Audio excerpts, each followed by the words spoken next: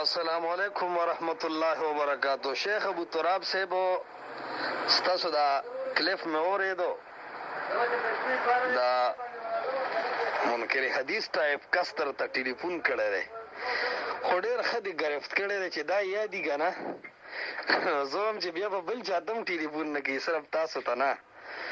دا ټول غریبانان معرّ عن العلم دي موصوب بنقیض العلم چې ورته وي راته علم زما د خلکو سره واسطه ده. منکر حدیث سړی چرته ما عالم اونی لیدو چې په دې صرف نحوه منطق فلسفه هم پوهیږي د الله په کتاب او د نبی صلی الله علیه وسلم په حدیثو باندې څه علم لري. دا ډېر کم علم او کم ظرفه خلق دی او د دې فتنه خطرناکه په دې ده چې عوام ته اکثر متاثر کیږي. خدا د دې د شبهات کم مسلې العنکبوت په دې معنی باندې دي چې لږ ورته ذهن حاضر کی کنه په قرآن دې لږ عبور وي. دا غریبانان چې کوم حدیث باندې اعتراض کوي د رب العالمین د قدرت او قانون ته ګوره د دې حدیث او د قرآن منځ کې دومره هغه باهمي ربط دی چې د حدیث صحیح باندې کله هم اعتراض وشي د الله شان د قرآن آیاتونو باندې غټ اثر غورځيږي. قرآن آیاتونو به تاسو आवाज کوي چې بماره دو شو چې په صحیح حدیثو بیا زیات تر په بخاری او مسلم رد کیږي آیاتونو به تاسو چغوي چې کله تا دی حدیثو دفاع سره مینه شي کنه آیات برته وي چې زیما مخه ته به د قرآن راځي چې بس پمارت کیږي. ځکه شیخ عبدالسلام رحم الله علیه کتاب لیکلی انکار حدیث سے انکار قرآن تک.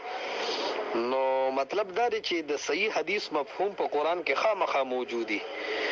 نو دی وجنا په قرآن کې چې کله په دې گرفت وشي کنه نو بس دا غریبانان یو قدم بیا مخکې نشي تللی او دا تاسو مو سره ډېر ښه طریقه کړې ده چې علم دې دوره دی چې سوال او سوال کې فرق نشي کولی او غوبل دې دوه جوړه کړې چې شپه ورځ ته نه ګوري خو ټلیفونونه کوي. خو وعلیکم السلام ورحمۃ اللہ. ګران او قدرمن شیخ صاحب محترم الله دې ستاسو حفاظت وکړي.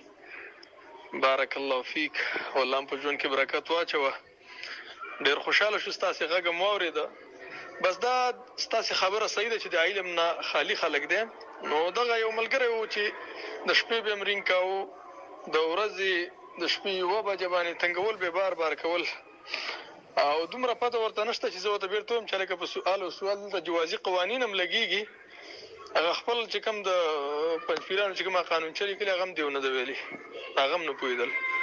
نو هماغه جوازي قوانین هم دوی نشو لګولی او رب العالمین دې ستاسو په ژوند کې هغه برکت واچوي چې موږ ته دا راکوي. جزاک الله خیر. الله هم ژوندي لره. بارک الله.